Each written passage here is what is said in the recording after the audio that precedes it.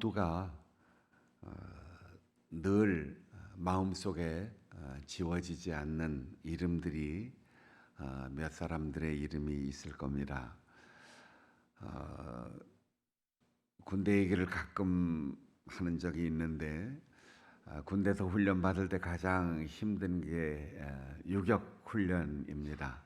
그 중에서도 로프를 타고 하강하는 그 시간, 높은 곳에서 줄에 매달려서 밑으로 하강하기 전에 훈련소 조교가 빨간 모자를 쓴 조교가 묻습니다. 애인 있습니까? 있습니다. 애인 이름 뭡니까?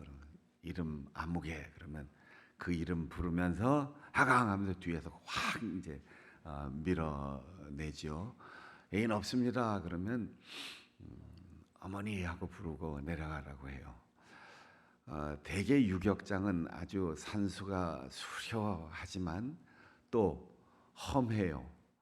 그리고 그 유격장 코스에 진짠지 아니면 일부러 만들어 놓은지는 모르지만 무덤이 몇 개가 있습니다. 이거 훈련 받다가 잘못해서 죽은 사람들의 묘지라고. 지금 와서 생각해 보니까 그렇게 죽으면 국립묘지를 가든지 집안의 묘지로 갈 텐데 거기에 묻힐 이유가 없죠.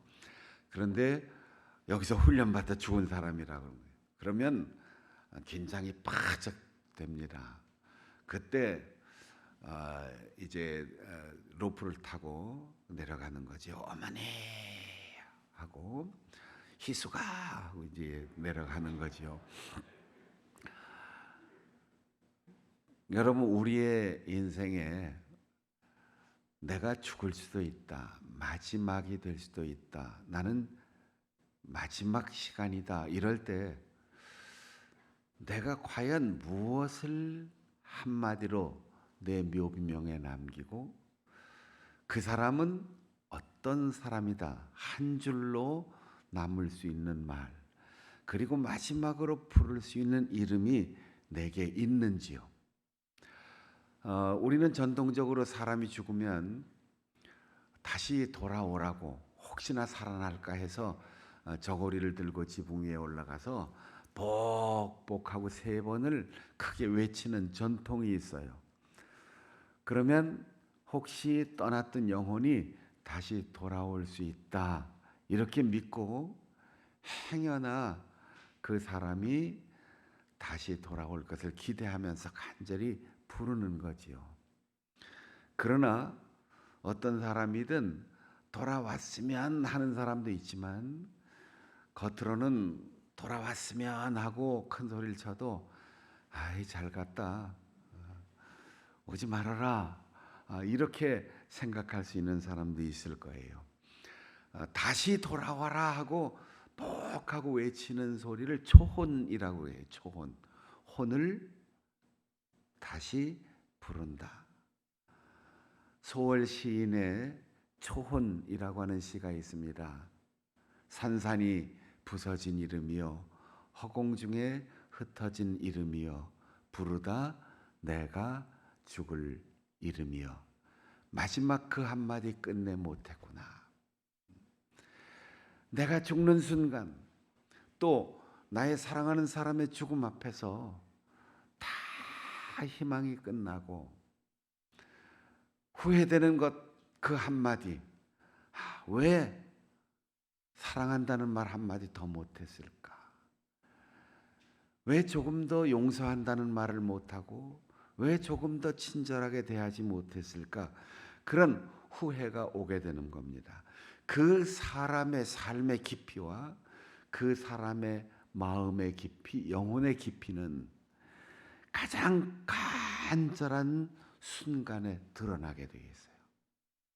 간절한 염원이나 위기를 만나지 않았을 때 그 사람이 아무리 그럴듯하게 보여도 이별의 순간, 사별의 순간, 떠나보내는 순간, 내가 떠나는 순간, 그때 그 간절한 시간에 그 사람이 어떤 사람인가가 드러나게 되어 있습니다. 이사를 갈 때, 직장을 그만두고 헤어질 때, 학교가 끝나고 졸업하고 상급 학교를 진학할 때, 군에서 입대해 복무하고 제대할 때, 이럴 때 그 간절한 순간에 그 사람의 태도를 보면 이 사람이 어떤 사람이며 어떻게 살아왔는가를 알 수 있게 됩니다. 그래서 부르다 내가 죽을 이름이여, 그 사랑하는 사람을 그렇게 간절히 시인은 부르고 싶었던 것이죠. 예수님께서 십자가에서 죽으실 때 사람들이 비웃었고 대신 십자가를 지고 걸어가 준 사람도 있고 마지막 순간에 조롱하는 사람도 있었어요. 슬피 우는 가장 가까운 몇몇 제자들, 멀리서 바라보는 사람, 곁에서 눈물 흘리는 어머니도 있었습니다. 머리를 흔들면서 조롱하며 성전을 헐면 3일 만에 다시 짓겠다고 큰 소리 치더니 너부터 살아나라, 너부터 구원해봐라, 세상을 구원하기 전에 너부터 살아나봐라, 그렇게 비웃는 사람들도 있었습니다. 그 마지막 순간에 내가 예수님의 처지에 십자가에 달려 고통스럽게 죽어간다면 무슨 말을 할까요? 마지막으로 내가 부르다 죽을 이름은 무엇일까요? 마지막으로 내가 어떤 사람이다 라고 나의 묘비명에 뭐라고 기록될 수 있는 삶을 살아갈 수 있을까요? 예수님은 십자가를 대신 져 주어서 고맙다. 나를 따라오던 제자들아, 아직은 미숙하지만 잘 부탁한다. 수고했다. 비웃는 사람들에게 어리석은 사람들이여 좀 깨달았으면 좋겠다. 할 수 있는 수많은 말 가운데 다 내려놨어요.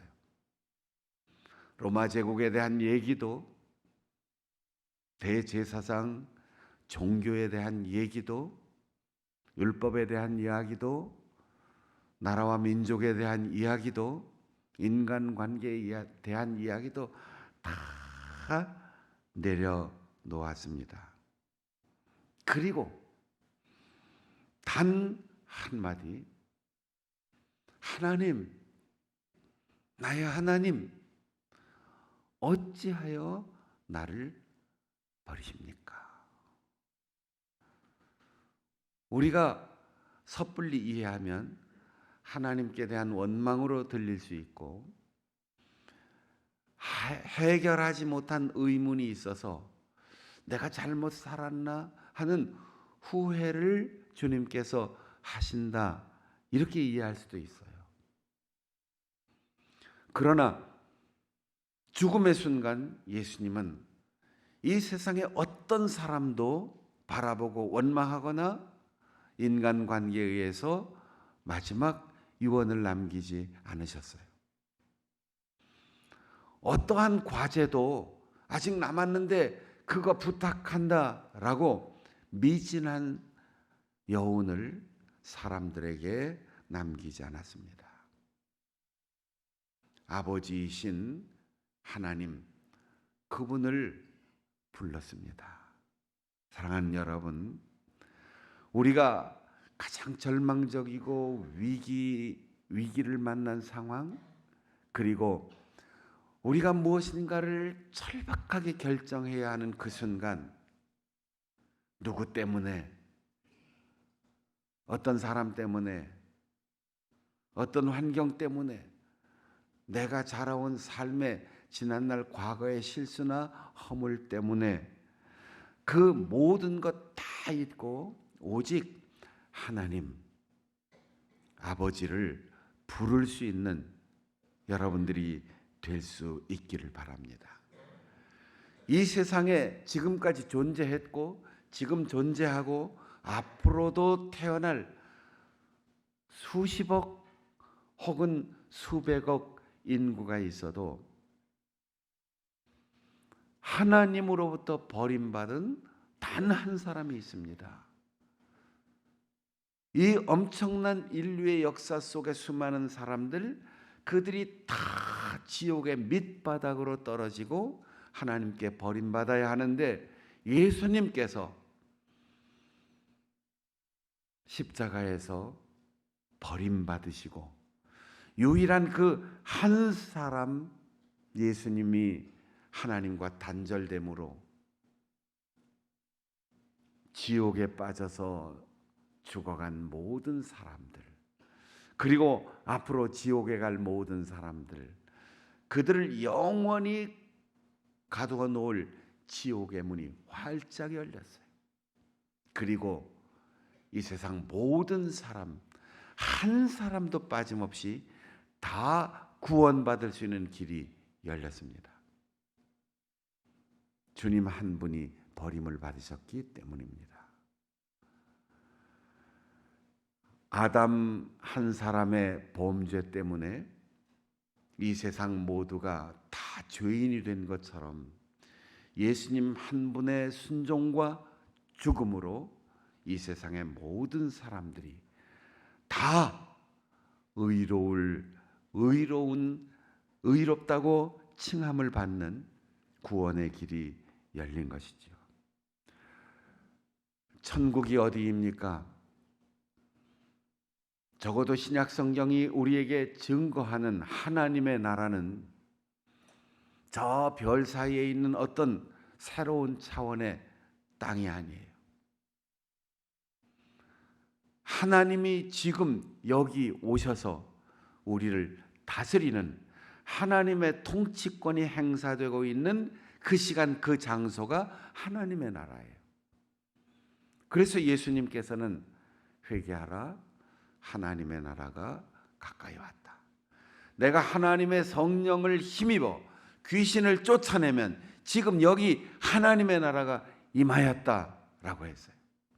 사랑하는 여러분, 죽은 다음에 저 멀리 5차원, 6차원의 세계가 아니고 하늘의 별들 사이에 새로 마련되는 어떤 공간으로서의 천국이 아니라 지금 복음을 받아들이고 지금 십자가에 달리신 예수 그리스도를 믿고 영접하고 지금 성령께서 내 마음과 내 삶을 주장하실 때 그분의 다스림에 순복하여 헌신하는 지금 이 순간 여기 내 마음 속에, 우리의 관계 속에, 교회 안에, 그리고 우리의 가정에 하나님의 나라가 이루어지고 나는 예수 그리스도를 믿는 그 순간부터 영원한 천국을 살아가고 있음을 믿으시기를 바랍니다. 그렇다면 지옥은 어디일까요? 해외 토픽이라고 하면서 어떤 사람들이 그런 얘기를 해요. 시추공을 깊이 뚫다가 갑자기 뻥 뚫리는 이상한 현상이 발생되고 이상한 소리가 들려서 보니까 지옥에서 울부짖는 소리가 들렸다. 땅속에서 저 밑에 불타는 지옥에서 고통당하는 사람들, 멸망당한 사람들의 소리가 들렸다. 그래서 지옥은 실제한다. 그렇게 전하는 사람들의 마음은 진심일지 모르지만 성경적이 아니에요. 새 하늘과 새 땅을 하나님께서 만드신다고 했습니다. 그리고 마지막 날에 무저갱에 떨어진다고 했어요. 지금 저 물리적인 공간, 그 땅속 깊이에 지옥이 있다면 지금까지 세상에 살다가 정죄받고 멸망한 사람들로 꽉 차서 지구의 질량이 많이 늘어났을 것 같아요. 그리고 얼마나 지옥이 얕게 있는지 우리 인간이 뚫을 수 있는 그 깊이의 그 구멍 속으로 음파가 전달돼서 신음하고 부르짖는 소리가 들린다. 상식적으로 이해할 수 없는 얘기죠. 지옥은 학교가 지옥이야 이러는 사람도 있어요. 직장 상사 저 사람과 같이 근무하는 우리 사무실 지옥이야. 때로 교역자와 관계가 나쁘거나 교회 안에서 사람과 어긋나고 자기의 실수 때문에 열등감으로 꽉 차면 교회가 지옥일 수도 있어요. 지옥은 하나님의 다스림을 받는 곳이 천국이라면 하나님과 단절되는 그 시간과 공간과 관계가 지옥입니다. 여러분, 우리는 살면서 지옥을 경험하는 거예요. 어린아이에게는 엄마에게 버림받는 게 지옥이에요. 어린아기가 재활용 수거함에 버림받아서 생명을 잃었다는 얘기를 들었을 때 저는 그 아기가 세상을 떠날 때 지옥을 경험했겠구나. 얼마나 고통스러웠을까요? 예수님이 나의 하나님, 나의 하나님, 나를 버리십니까? 이때 하나님에 대한 의문이 아니라 하나님과 예수님이 완전히 단절되어서 우리가 겪어야 할 지옥의 고통을 지금 겪고 계신 거예요. 그래서 주님 하나님께 묻습니다. 어찌하여? 예수님은 이미 답을 알고 계시고 그 삶의 목적 하나 때문에 33년을 사셨습니다. 예수님을 뭐라고 표현하십니까? 여러분, 예수님에 대해서 어떻게 삶의 의미를 규정하십니까? 십자가에 달리신 사랑의 주 예수님. 더 무슨 설명이 필요 있겠습니까? 십자가에 달리신 예수를 우리가 믿는 거예요. 여러분, 같은 이름을 가진 사람 많아요. 여호수아도 이름이 헬라식으로 발음하면 예수예요. 예수님이 사시는 동안 바 예수라고 하는 당시 구원자이신 그분의 아들이라고 하는 이름을 가진 사람 많아요. 우리나라에도 똑같은 이름을 가진 사람들이 많이 있죠. 6월절에 특별히 사면령을 내릴 때 죄수 중에 한 사람을 놓아주려고 하는데 예수냐 바라바냐 누구를 놓아줄까? 그럴 때 청중들이 사주를 받아서 예수를 죽여라, 바라바를 놓아줘라.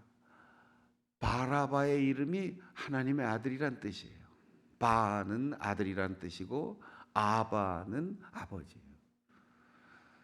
구원자 예수의 이름이나 아버지의 아들 하나님의 아들이란 이름이나 똑같아요.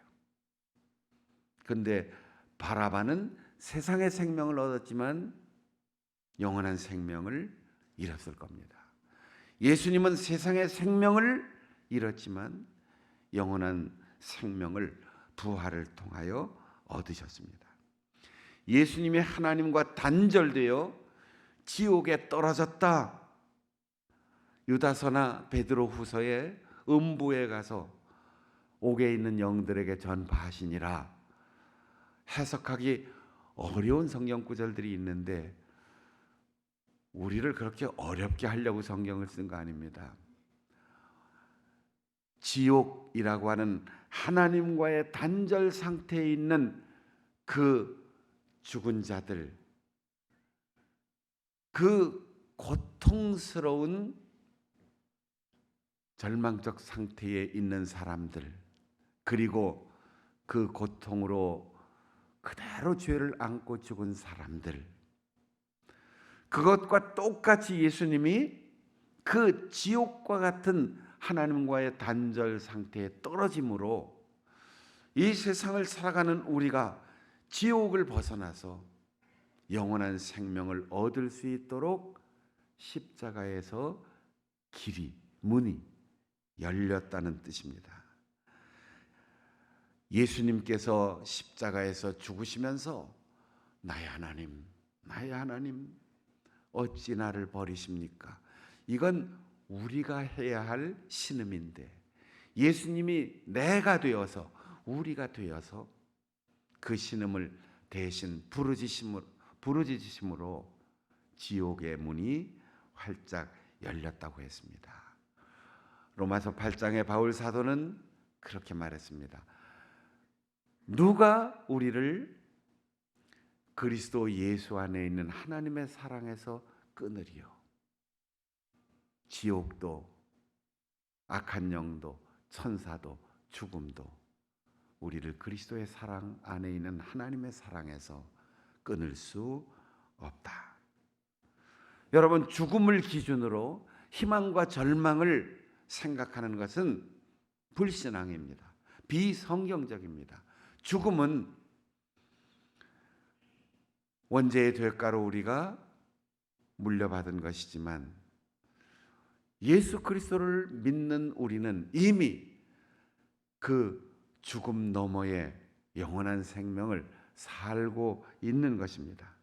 그러므로 희망을 차단하지 말고 지옥의 문에 두려워하지 말고 예수님께서 아버지께 맡기고 죽음의 순간 아버지의 이름을 부르고 죽음의 순간 어찌하여 하나님께 물었던 것처럼 여러분, 위기의 순간, 절망의 순간, 그리고 죽을 때까지 하나님 아버지를 부르고 십자가에서 나를 위하여 죽으신 예수 그리스도를 믿고 언제나 세상에 묻지 말고 사람에게 묻지 말고 자신의 머릿속에서 연구하지 말고 하나님 어찌해야 좋을까요?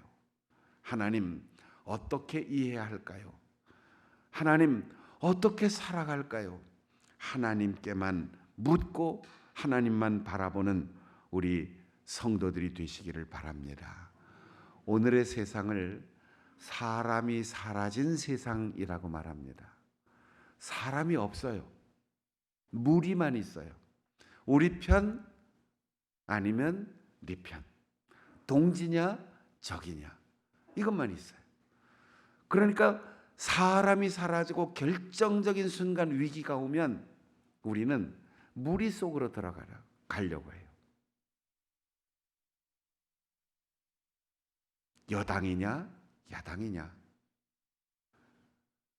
공산주의냐 민주주의냐, 남자냐 여자냐, 서울 사람이냐 충청도냐 전라도냐 경상도냐, 진보냐 보수냐. 정말 중요한 건 다 잊어버리고 우리는 내가 누구 편이다라고 하는 그 편에서 나오는 이념에 사로잡혀서 인간성을 상실하고 가장 중요한 질문을 상실하고 나 자신이 사람임을 잊고 어떤 집단의 한 부품처럼 살아가요. 어느 무리, 어느 공동체에 속해 있든 우리는 더불어 살아가야 하지만 위기의 순간 그리고 죽음의 순간까지 우리는 내가 사람, 고유한 하나님께서 나만을 만드신 뜻이 있음을 기억하고 무리 속에 휩쓸려서 안전하게 가려고 생각하지 마세요. 내 생각을 얘기하려고 했는데 저 사람이 얘기하니까 그냥 편들어주지. 많은 사람들이 그렇게 생각하니까 그냥 따라가지. 이건 인간이 사라지는 세상에 내가 한몫 기여하는 겁니다. 무리에서 사람이 되십시다. 예수님처럼 제자들도 따르던 수천 명의 사람도 다 떠났지만 마지막 죽음의 순간 누가 따라갈 수 있겠습니까?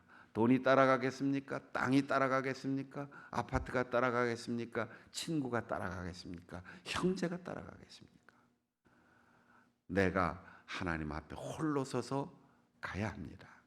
그때 우리의 이념이 나를 구원해 주지 못하고 우리의 인간관계가 나를 구원해 주지 못합니다.